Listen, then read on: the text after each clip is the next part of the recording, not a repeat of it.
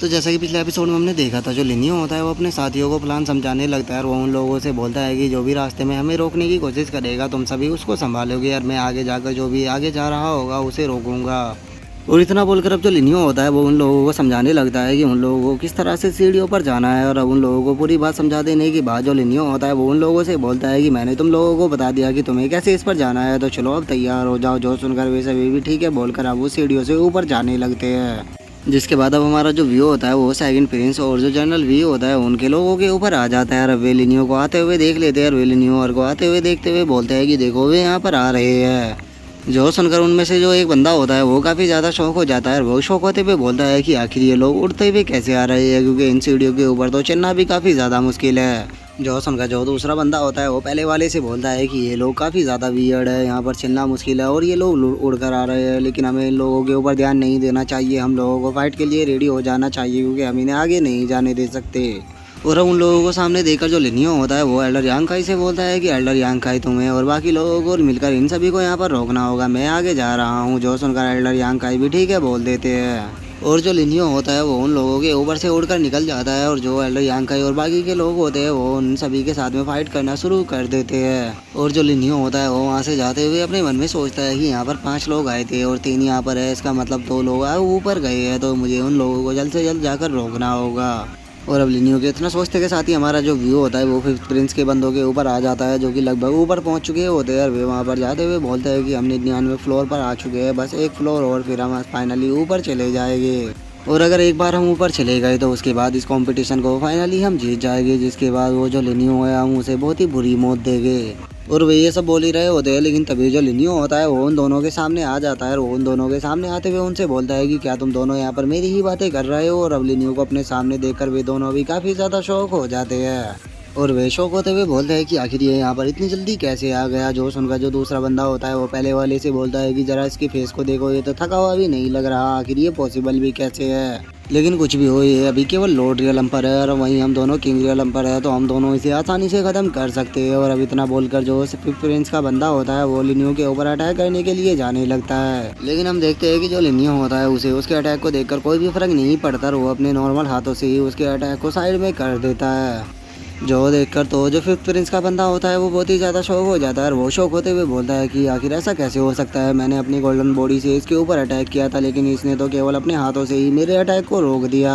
जो सुनकर जो दूसरा बंदा होता है वो लिनियो से बोलता है कि लिनियो हम दोनों पूरी तरह से एग्जॉस्ट हो चुके हैं और ये फाइट पूरी तरह से फेयर नहीं है, तो मुझे नहीं लगता कि तुम ऐसी अनफेयर फाइट को जीतना चाहोगे। कैसा रहेगा कि हम इस पगोड़ा से बाहर जाने के बाद अपनी फाइट को करें, अभी हम दोनों अंदर जाने की कोशिश करते हैं। जो सुनकर जो लिनियो होता है वो गुस्से में उन दोनों की तरफ देखते हुए उनसे बोलता है कि तुम दोनों इस लायक नहीं हो कि मैं तुम्हें अपने साथ में लेकर अंदर जा सकूं। और अब लिनियो की इस बात को सुनकर उन दोनों को भी काफी गुस्सा आ जाता है और वो गुस्से में दोनों अपनी गोल्डन बॉडी को बाहर निकालते हुए बोलते हैं कि लगता है कि इस बच्चे को हम दोनों को साथ में मिलकर ही खत्म करना होगा, तो ब्रदर तैयार हो जाओ, हम दोनों मिलकर साथ में इसके ऊपर अटैक करेंगे। और वे दोनों इतना बोल ही रहे होते हैं, लेकिन तभी जो लिनियो होता है वो अपनी गोल्डन बॉडी को निकालकर उन दोनों की गोल्डन बॉडी को एक ही पल में खत्म कर देता है। जो देखकर वे दोनों बहुत ही ज्यादा शौक हो जाते हैं और वे शौक होते हुए बोलते हैं कि आगे इसका अटैक इतना ज्यादा पावरफुल कैसे है। और इससे पहले कि वे दोनों को समझ पाते, जो लिनियो होता है वो उन दोनों के ऊपर भी अटैक कर उन दोनों को वहीं पर ही खत्म कर देता है। और उन दोनों को खत्म कर देने के बाद जो लिनियो होता है वो अपनी पुरानी आदत से मजबूर उन दोनों की स्पेस रिंग को भी ले लेता है। और उन दोनों की स्पेस रिंग को लेते हुए जो लिनियो होता है वो बोलता है कि ठीक है, तुम लोगों ने यहाँ पर मेरे टाइम को ब्रांड किया, तो इसीलिए मैं तुम दोनों की स्पेस रिंग को अपने पास में रख रहा हूँ। और वैसे भी इस रूम के अंदर इस सेक्ट का सबसे हिडन सीक्रेट छुपा हुआ है, तो फिर मैं कैसे तुम दोनों को अपने साथ में लेकर जा सकता था।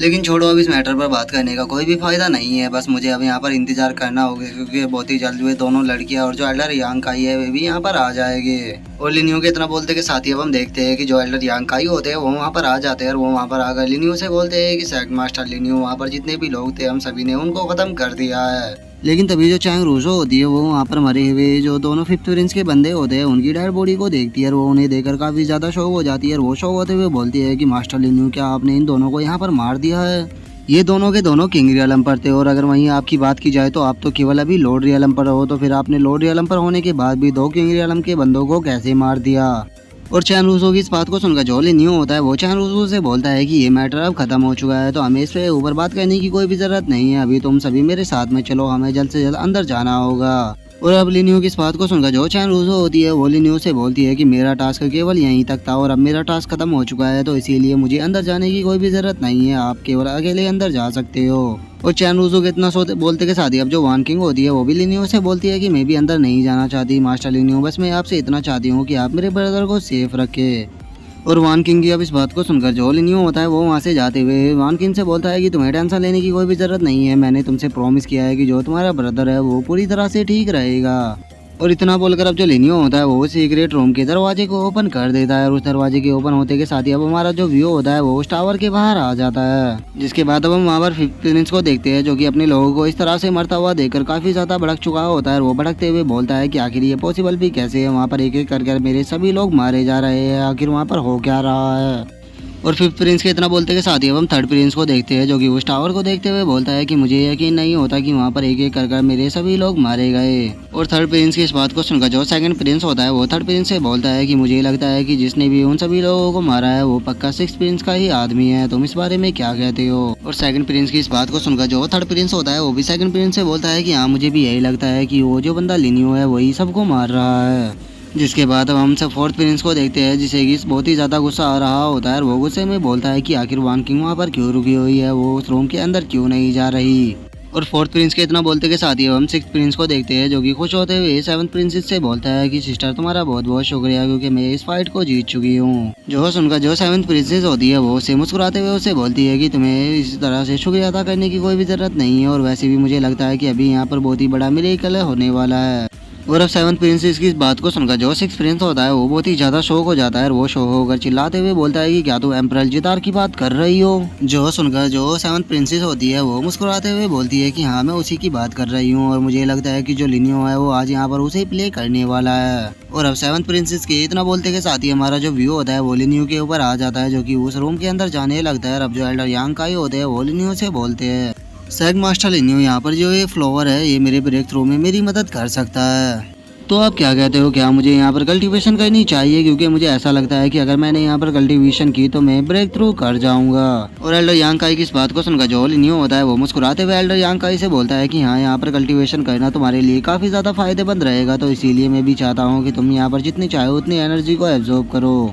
और लिनियो के इतना बोलते के साथ ही हम सामने का व्यू देखते हैं जहाँ पर कि एक फूल होता है जिसके अंदर से काफ़ी ज़्यादा एनर्जी निकल रही होती है और उसी के साथ में वहाँ पर एक जितार रखा हुआ होता है जो कि एनर्जी से चारों तरफ से घिरा होता है। जिसके बाद अब हम देखते हैं कि जो लिनियो होता है उसने वहाँ पर रखे हुए उस जितार को उठा लिया होता है और उसी के साथ में वहाँ पर जो फ्लावर होता है उसकी एनर्जी को भी एब्जॉर्ब कर रहा होता है और साथ में ही जो एल्डर यांग काई होते हैं वो भी उस फ्लावर की एनर्जी को एब्जॉर्ब कर रहे होते हैं। और अब इसी के साथ में जो हमारा आज का एपिसोड है वो भी यहीं पे कंप्लीट हो जाता है। तो अब नेक्स्ट एपिसोड में देखिए कि आगे क्या होता है। अगर आप लोगों को वीडियो अच्छी लगी हो तो वीडियो को लाइक करना, चैनल को सब्सक्राइब करना। मैं मिलता हूँ आप लोगों से नेक्स्ट एपिसोड में, तब तक के लिए बाय बाय गाइस।